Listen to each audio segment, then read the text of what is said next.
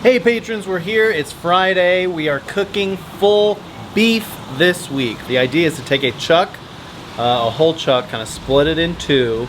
We've got the neck end and we've got the rib end. The neck end is on the offset. It's seasoned with Dalmatian rub. The rib end is on the direct pit. It's seasoned just with salt. The idea is to get both smoke flavors, right? The offset wood smoke and the direct fire coal smoke onto this meat at the same time.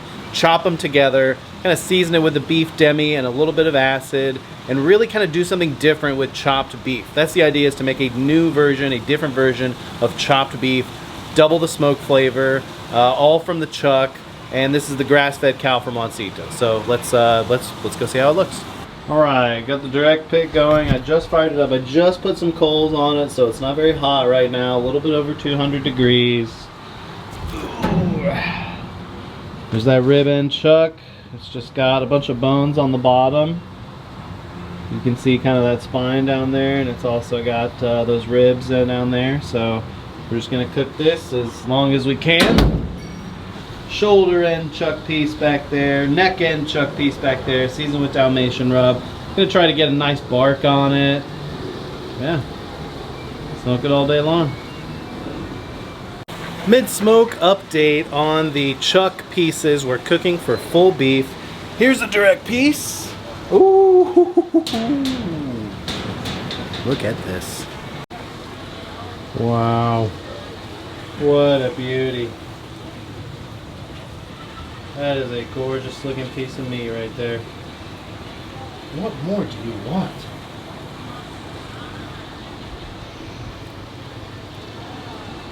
Still pretty tight. Let's probe it, see where she's at.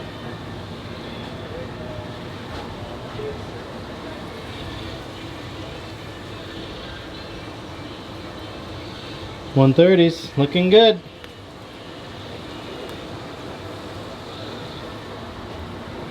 Let's check the other piece.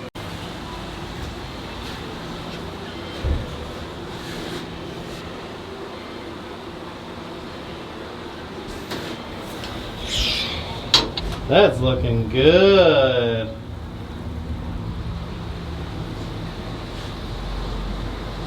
Look at the crust on that bad boy. The briskets look good too.